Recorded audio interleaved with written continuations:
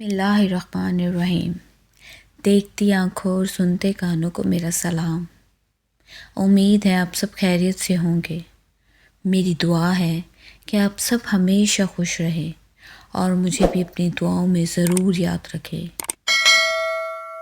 ہم اپنی زندگی میں بہت سے لوگوں سے ملتے ہیں اور ایسے ہی ہمارے ساتھ بعض اوقات ایسے واقعات پیش آتے ہیں کہ وہ واقعات ساری زندگی کے لیے ہمارے دل و دماغ پر نقش ہو جاتے ہیں۔ کیا کبھی سوچا ہے آپ لوگوں نے کہ جب آپ جن لوگوں سے ملتے ہیں، باتیں کرتے ہیں، وہ آپ کے بعض اوقات آپ کے اپنے نہیں ہوتے، لیکن آپ لوگوں کو ان کے ساتھ اپنوں سے بڑھ کر مانوسیت ہو جاتی ہے اور آپ ان کے بہت قریب ہو جاتے ہیں، لیکن پھر آپ کو پتہ چلتا ہے کہ وہ تو انسان ہی نہیں، اسٹرینج نا؟ جی ہاں، بہت لوگوں کے ساتھ ایسا ہوا ہے۔ انجانے میں وہ جنات سے ملتے بھی ہیں، ان سے باتیں بھی کرتے ہیں اور بعض اوقات تو ان کے ساتھ رہتے بھی ہیں، مگر ان کو بہت عرصے بعد پتہ چلتا ہے کہ وہ جن کے ساتھ رہتے تھے، بات کرتے تھے، کھاتے پیتے تھے، وہ انسان نہیں بلکہ جنات میں سے تھے۔ سٹوری کی طرف چلنے سے پہلے آپ یہ تسلی کر لیں کہ کوئی آپ کے آس پاس تو موجود نہیں، کیونکہ سنا ہے جب ان مخلوقات کا ذکر ہوتا ہے تو یہ بڑے شوق اور انٹرسٹ کے ساتھ اپنی باتیں سننے کے لیے آپ کے پاس آ جاتے ہیں۔ اس لیے ساتھ ہی آیت کرسی کا ورد ضرور کر لیں تاکہ آپ کو ڈر نہ لگے۔ تو چلتے ہیں اپنی سٹوری کی طرف۔ میرا نام جاوید ہے اور یہ واقعہ میری جوانی کا ہے، وہ واقعہ جو آج بوڑھے ہونے کے بعد بھی میرے دل و دماغ میں اس طرح سے نقش ہے جیسے یہ کل کی بات ہو۔ یہ پاکستان بننے سے پہلے کا واقعہ ہے، اس وقت کا جب انسان کو انسانیت کی وجہ سے جانا جاتا تھا، خلوص تھا، محبت تھی۔ میں نے جب مدرسے کی پڑھائی ختم کی تو میں اپنے والد کے ساتھ ان کے کاروبار میں ان کا ہاتھ بٹھانے لگا اور ساتھ ہی کاروبار کے داؤ پیچ بھی ان سے سیکھنے لگا۔ ان سب مصروفیت کے باوجود میرا ایک معمول تھا، ہر جمعرات کو میں اپنے استاد جی سے ملنے مدرسے ضرور جاتا تھا۔ مدرسہ چونکہ کافی دور تھا، اس لیے اس وقت کی جو سواری تھی یا تو گھوڑا ہوتا تھا یا زیادہ تر ٹانگے چلائے جاتے تھے۔ ٹانگا جن کو نہیں پتہ ایک بھگی ہوتی ہے جس کے آگے جو ہے وہ گھوڑے کو باندھا جاتا ہے۔ ایک جمعرات ایسی ہی جمعرات تھی اور میں کام کے غرض سے گاؤں سے باہر گیا ہوا تھا۔ آتے آتے میں کافی لیٹ ہو چکا تھا۔ میں تیزی سے تانگے والی جگہ پر پہنچا، وہاں پر کافی تانگے والے سواری کے انتظار میں کھڑے ہوتے تھے، لیکن آج ایک تو میں لیٹ بہت ہو چکا تھا اور سیکنڈ بادلوں کی وجہ سے سردی کی شدت میں بہت زیادہ اضافہ ہو چکا تھا۔ جب میں اس جگہ پہنچا تو وہاں بس ایک بزرگ آدمی اپنا تانگا لے کر کھڑا تھا۔ میں نے ان کو بولا، بابا جی چلیں گے؟ تو بابا جی بولے، نہیں بیٹا، آج کے دن یہ تانگا مخصوص ہے، بس وہ آنے ہی والا ہوگا۔ جمعرات کے دن بس اسی کو لے کر جاتا ہوں، اس کے عوض وہ سارا دن کی کمائی سے زیادہ مجھے پیسے دیتا ہے، مگر آج کے دن اس کی ہدایت ہے کہ اس کے سوا کسی سواری کو نہیں اٹھایا جائے۔ میں نے بولا، بابا جی سارا تانگا خالی ہے، اس کے ساتھ میں بھی بیٹھ جاؤں گا تو کیا ہو جائے گا؟ تو بابا جی نے بولا، بیٹا جب وہ آئے تو خود ہی پوچھ لینا، اگر وہ مان جاتا ہے تو مجھے بھلا کیا اعتراض ہوگا؟ بھلا کچھ دیر انتظار کرنے کے بعد وہ شخص آ گیا۔ اس نے چادر کو ایسے اوڑھ رکھا تھا کہ منہ کا بیشتر حصہ نظر نہیں آ رہا تھا۔ خیر میں نے اسے پوچھا، محترم کیا میں آپ کے ساتھ سفر کر سکتا ہوں؟ میں نے بارہا بابا جی سے پوچھا، لیکن یہ میری بات نہیں مان رہے تھے۔ ان کا کہنا تھا کہ آپ اپنے ساتھ کسی کو اجازت نہیں دیتے بیٹھنے کی، تو کیا آج کے دن اجازت دے سکتے ہیں؟ یہاں کچھ دور ایک مدرسہ ہے، مجھے وہاں پر جانا ہے۔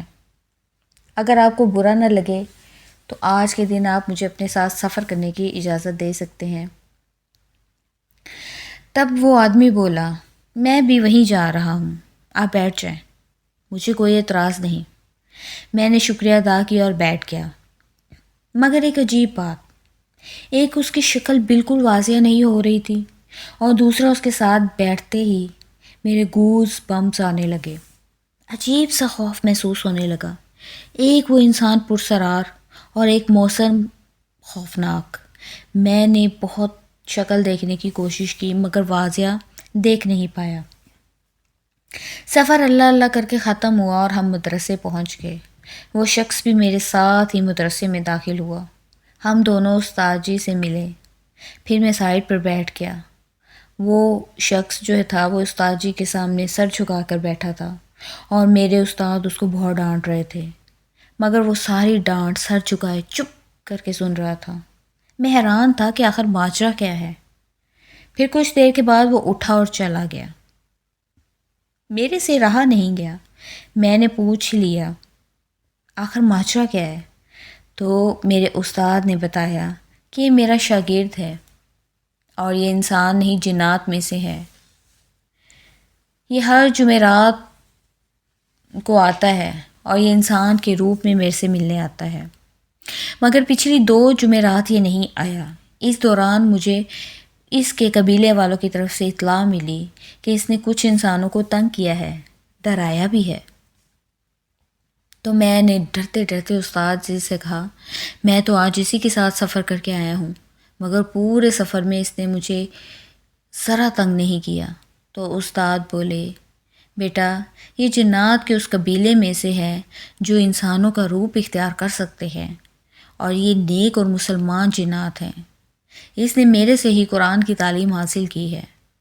ڈانٹ میں اس لیے رہا تھا کہ ایک تو یہ 2 جمعراتوں سے آیا نہیں، اور اسی دوران اس کی شکایت بھی مجھے موصول ہوئی، جبکہ یہ ایسا نہیں ہے۔ اس لیے میں بھی حیران تھا اور غصہ بھی۔ اگر کوئی مسئلہ تھا تو پہلے مجھے بتا دیتا۔ میں سب سن رہا تھا اور سوچ رہا تھا کہ میں ایک جن کے ساتھ سفر کر رہا تھا اور مجھے خبر بھی نہ ہوئی۔ آج اتنے سال ہو چکے ہیں مگر میں اس واقعے کو کبھی بھول نہیں پایا۔ چلتے ہیں دوسری سٹوری کی طرف۔ میرا نام ماریا ہے۔ بچپن سے ہی میں پڑھنے میں بہت تیز تھی، ہمیشہ کلاس میں اول آتی تھی، اس لیے میرے ماں باپ میرے سے بہت خوش تھے، اور جب لوگ میری تعریف کرتے تو فخر سے ان کا سر بلند ہو جاتا تھا۔ میں ایک گاؤں سے تعلق رکھتی ہوں جہاں بمشکل بچوں کو 8 کلاسیں پڑھائی جاتی تھی۔ میٹرک تو شاذ و نادر ہی لڑکیاں کرتی تھیں کیونکہ اسکول کافی دور تھا، مگر میں چونکہ پڑھائی میں بہت اچھی تھی تو ابو نے مجھے اسکول میں پڑھنے کی اجازت دے دی۔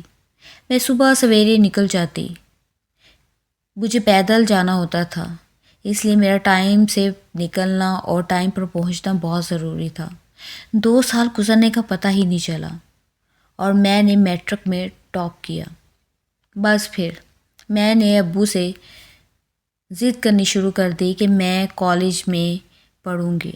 ابو بھی آخر میری ضد کے سامنے ہار مان گئے۔ انہوں نے مجھے شہر کے کالج میں ایڈمیشن کروایا اور ساتھ ہی وہیں کے ہاسٹل میں ایک کمرہ بھی دلوا دیا۔ وہاں ہر کمرے میں 2 لڑکیاں رہتی تھیں۔ میرے ساتھ بھی ایک ندا نام کی لڑکی تھی، وہ عادت کی بہت اچھی تھی۔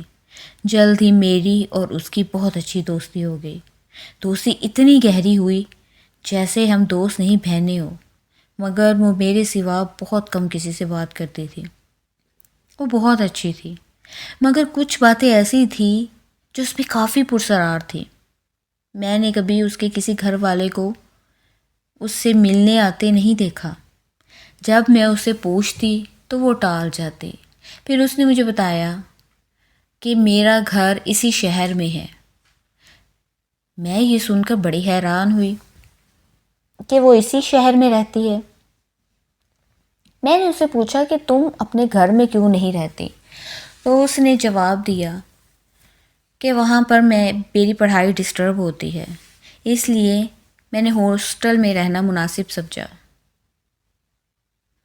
میں یہ ریزن سن کر چپ ہو جاتی، لیکن دل میں کہیں شک ضرور موجود تھا، اور کبھی ایسا بھی ہوتا مجھے کسی چیز کی ضرورت ہوتی تو وہ پل بھر میں وہ چیز میرے سامنے لے آتی۔ یہ بات مجھے بہت عجیب لگتی تھی۔ ایک دن بارش ہو رہی تھی، بہت تیز۔ ہم دونوں بالکنی میں کھڑے بارش کا مزہ لے رہے تھے، تو میں نے بولا، ہائے کاش پکوڑے اور جلیبیاں بھی ہوتی تو مزہ دوبالا ہو جاتا۔ تو ندا بولی، تمہارا دل کر رہا ہے؟ تو میں نے کہا، بہت۔ تو بولی، بس اتنی سی بات، تم یہیں ٹھہرو، میں ابھی آتی ہوں، یہاں سے کہیں مت جانا۔ میں وہاں پر کھڑی اس کا انتظار کر رہی تھی۔ کچھ ہی دیر کے بعد وہ ہاتھ میں ایک ٹرے اٹھائے آئی اور بولی، لو کھاؤ پکوڑے اور جلیبیاں، وہ بھی گرما گرم۔ میں نے حیران ہوتے ہوئے پوچھا، اتنی جلدی تم کہاں سے لے آئی، وہ بھی اتنی بارش میں؟ جبکہ اتنی بارش میں باہر جانا بھی ممکن نہیں۔ میں بالکنی میں کھڑی تھی، لیکن میں نے تمہیں باہر جاتے ہوئے نہیں دیکھا، تو پھر یہ کہاں سے آ گئی؟ تو وہ ہنس کے بولی، یار ماریا، تم آم کھاؤ نا، گٹھلیاں مت گنو، انجوائے کرو۔ تو میں چپ ہو گئی اور پکوڑے کھانے لگی۔ جب میں نے پہلا پکوڑا منہ میں لیا تو میں حیران رہ گئی، کیونکہ اس کا ٹیسٹ ایسا تھا جو میں نے زندگی میں، ایسا ٹیسٹ میں نے نہیں کبھی چکھا۔ میں نے جب جلیبی کھائی تو اس پہ بھی مجھے یہی محسوس ہوا، اسی طرح کا ڈیفرنٹ سا ٹیسٹ۔ میرے دل میں شک مضبوط ہوتا گیا، اور میں نے یہ ٹھان لیا کہ آخر راز کیا ہے، میں یہ جان کر رہوں گی۔ میں نے ندا سے بولا، تم مجھے کبھی اپنا گھر بھی دکھاؤ، میں تمہاری امی سے ملنا چاہتی ہوں۔ تو وہ منع کرتی رہتی، کبھی ٹال جاتی، لیکن جب میں اسے ناراض ہونے لگی، ضد کرنے لگی، تو اسے ماننا ہی پڑا۔ آخر وہ راضی ہو گئے اور کہا، اس سنڈے کو میں تمہیں اپنے گھر لے کر جاؤں گی۔ سنڈے کے دن ہم ہاسٹل سے اس کے گھر کی طرف روانہ ہوئے۔ ایک پوش ایریا میں ایک گھر کے سامنے وہ رکی۔ اس گھر کا بڑا سا گیٹ تھا۔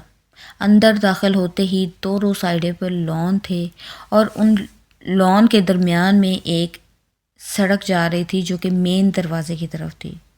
اسی مین دروازے سے گھر کے اندر ہم داخل ہوئے۔ گھر بہت بڑا تھا اور بہت سجا ہوا، مگر گھر کے اندر مجھے کوئی نظر نہیں آ رہا تھا۔ میں نے نیتا سے پوچھا، یار تمہارے گھر والے تو نہیں نظر آ رہے؟ تو وہ نظر چراتے ہوئے بولی، ہاں سنڈے ہے نا، کہیں چلے گئے ہوں گے۔ پھر بات بدلتے ہوئے بولی، یار تم میرے گھر پہلی دفعہ آئی ہو، میں تمہارے لیے کچھ کھانے کے لیے لے کر آتی ہوں۔ پہلے میں تمہارے لیے جوس لے کر آتی ہوں، پھر اس کے بعد ہم چلتے ہیں۔ ابھی جوس آدھا ہی پیا تھا جب نیتا بولی، دیر ہو رہی ہے، چلو چلے۔ میں بہت حیران ہوئی کہ اسے کیا ہو گیا ہے، ابھی تو آئے ہیں اور ابھی بول رہی ہے چلے۔ ہماری کون سا آج کلاسز ہے جو اس کو اتنی جلدی ہے؟ تو وہ بولی، بس جلدی کرو، امی آ گئی تو ناراض ہو گئی۔ میں پھر بہت حیران ہوئی اور بولی، ندا تمہاری امی کیوں ناراض ہوں گی، ہم ان سے تو ملنے آئے ہیں۔ مگر ندا ایک دم بہت روڈ ہوتے ہوئے بولی، چلو اب نہیں رکنا، بہت دیر ہو رہی ہے۔ میں ندا کی اس عجیب اور روڈ رویے پر بڑی حیران ہوئی، اور پھر خود ہی اس نے میرا ہاتھ پکڑا اور باہر کی طرف آنے لگی، اور میں حیران و پریشان اس کے ساتھ چلنے لگی۔ مگر ایک اور عجیب بات، جب ہم لوگ مین دروازے سے باہر کی طرف آ رہے تھے اور جب ہم اندر جا رہے تھے تو ایک شخص بہت حیرانگی سے دیکھ رہا تھا، بہت عجیب نظروں سے۔ اس کے دیکھتے ہوئے ہم اپنے ہاسٹل کی طرف روانہ ہوئے۔ اس رات موسم بڑا خراب تھا۔ لائٹ نہ ہونے کی وجہ سے ہم سب لڑکیاں جو تھیں وہ مین ہال میں اپنی چارپائیاں بچھائی لیٹی ہوئی تھی۔ میں اور نیتا بھی اپنے اپنے لحاف میں لیٹی ہوئی تھی، باتیں کر رہی تھی۔ رات کافی ہو چکی تھی اور کچھ لڑکیاں سو چکی تھی، کچھ جاگ رہی تھی۔ میں اور نیتا بھی ابھی جاگ رہے تھے کہ اچانک لائٹ آئی تو سب میرے سے بولنے لگی لائٹ بند کر دو، کیونکہ میں سوئچ کے سب سے نزدیک تھی، اس لیے سب مجھے ہی کہہ رہی تھی کہ تم لائٹ بند کرو۔ میں ابھی لیٹی ہی ہوئی تھی اور میں نے بھی سوچ ہی رہی تھی لائٹ بند کرنے کا کہ اچانک نیتا نے اپنا بازو اٹھایا اور اپنے ہاتھ کو سوئچ کی طرف کیا۔ دیکھتے ہی دیکھتے نیتا کا بازو لمبا ہونے لگا۔ نیتا اپنی چارپائی پر بیٹھی تھی لیکن اس کا بازو لمبا ہوتے ہوتے اس کا ہاتھ سوئچ پر پہنچ گیا اور اس نے لائٹ بند کر دی۔ بس یہ سب کا دیکھنا تھا۔ سب چیخ کے مارتی ہوئی ہال سے باہر بھاگنے لگی۔ جب وہ وارڈن کو ساتھ لے کر آئی تو وہاں نیتا موجود نہیں تھی۔ ہر جگہ اسے تلاش کیا گیا مگر نہ نیتا تھی اور نہ ہی سامان۔ میں نے وارڈن کو بولا ہو سکتا ہے وہ اپنے گھر چلی گئی ہو، میں جانتی ہوں وہ کہاں رہتی ہے۔ اگلی صبح سب لڑکیاں، میں اور وارڈن اسی جگہ گئے جہاں مجھے نیتا لے کر گئی تھی، مگر یہ کیا؟ وہاں تو ویران اجاڑ سا گیٹ جس کو زنگ لگا ہوا تھا۔ جب ہم اندر داخل ہوئے تو وہاں پہ وہ ہرے بھرے لان کی جگہ جھاڑیاں اگی ہوئی تھی اور اتنی بڑی بڑی جیسے برسوں سے اس کو صاف نہ کیا گیا ہو۔ ہم اسی مین دروازے سے گھر کے اندر داخل ہوئے، وہاں بھی مٹی اور دھول جالے۔ ابھی صبح ہی تو میں اس گھر میں آئی تھی نیتا کے ساتھ۔ میں حیرانگی کے سمندر میں ڈوبتی ہوئی جا رہی تھی۔ میں نے وارڈن کو یقین دلایا کہ میں نے یہ سب کچھ ٹھیک ٹھاک دیکھا تھا۔ وارڈن بولی چلو ماریا۔ ان کو لگ رہا تھا کہ شاید میں جھوٹ بول رہی ہوں۔ جیسے ہی ہم باہر نکلے وہاں وہی آدمی گزر رہا تھا جس نے اس دن مجھے حیرت سے دیکھا تھا۔ تو میں نے ان کو روکا اور میم کو بتایا، میم اس دن یہ بھی وہیں بھی تھا، اس نے مجھے دیکھا تھا اور نیتا کو بھی۔ تو وہ شخص بولا مس صرف آپ تھی اور کوئی آپ کے ساتھ نہیں تھا اور آپ خود ہی بولتی جا رہی تھی، پھر آپ اندر چلی گئی۔ میں حیران تھا کہ اس صدیوں پرانے ویران آسیب زدہ گھر میں آپ کیوں جا رہی ہیں؟ مجھے جھٹکے پہ جھٹکا لگ رہا تھا۔ میں نے ہاسٹل آتے ہی اپنے ابو کو فون کیا کہ آ کے مجھے فوراً لے جائیں۔ میں نے گھر جا کر اپنے امی ابو کو سب کچھ بتا دیا۔ میری امی مجھے مولوی صاحب کے پاس لے کر گئی کیونکہ وہ روحانیت جانتے تھے۔ انہوں نے حساب لگا کر بتایا وہ لڑکی کوئی انسان نہیں تھی بلکہ جنات میں سے تھی۔ ماریا اس کو اچھی لگی تو اس نے اسے دوستی کرنے کے لیے انسانی روپ اختیار کیا۔ اس کا مقصد اس کو کوئی نقصان پہنچانا نہیں تھا۔ آج اس واقعے کو کئی برس گزر چکے ہیں۔ اس وقت اس واقعے کے بعد میں اتنا ڈر گئی کہ میں نے اپنے امتحان بھی جو دیے اس کی تیاری گھر بیٹھ کر کی۔ میں پھر دوبارہ اس ہاسٹل میں نہیں گئی۔ آج میں شادی شدہ ہو چکی ہوں، اس واقعے کو برسوں بیت چکے ہیں، مگر میں اس واقعے کو کبھی بھول نہیں پائی اور نہ ہی اس لڑکی کو بھول پائی جو مجھے بہنوں سے بھی بڑھ کر پیاری ہو چکی تھی، اور میں نہیں جانتی تھی کہ وہ انسان نہیں بلکہ جنات میں سے ہے۔ مولوی صاحب نے بتایا کہ بیٹا جنات انسانوں کے ساتھ جب گھل مل جاتے ہیں یا ان کو پسند کرتے ہیں یا دوست بناتے ہیں تو وہ کبھی بھی اپنی اصلی حالت میں اس کے سامنے نہیں آتے. وہ ہمیشہ انسانی روپ اختیار کر کر ان سے ملتے ہیں. اپنی اصلی شکل صرف وہ ان لوگوں پہ ظاہر کرتے ہیں جن سے ان کا انتقام لینے کا ارادہ ہوتا ہے، یا پھر وہ ان سے نفرت کرتے ہیں یا ان پر غصہ ہوتے ہیں. کوئی نہ کوئی ایسی ریزن ہوتی ہے جس کی وجہ سے وہ ان کے سامنے اپنی اصلی شکل میں آتے ہیں، ورنہ یہ زیادہ تر انسانوں کے روپ میں انسانوں سے ملتے ہیں. اس کے ساتھ ہی آج کی سٹوریز اختتام پذیر ہوتی ہے. آپ کو ہماری سٹوریز کیسی لگی؟ کمنٹ میں اپنی رائے کا اظہار ضرور دیجیے گا، اور اگلی سٹوری آنے تک آپ سب کا اللہ نگہبان. بسم اللہ الرحمن الرحیم. دیکھتی آنکھوں اور سنتے کانوں کو میرا سلام. امید ہے آپ سب خیریت سے ہوں گے. میری دعا ہے کہ آپ سب ہمیشہ خوش رہیں اور مجھے بھی اپنی دعاؤں میں ضرور یاد رکھیں. ہم اپنی زندگی میں بہت سے لوگوں سے ملتے ہیں، اور ایسے ہی ہمارے ساتھ بعض اوقات ایسے واقعات پیش آتے ہیں کہ وہ واقعات ساری زندگی کے لیے ہمارے دل و دماغ پر نقش ہو جاتے ہیں.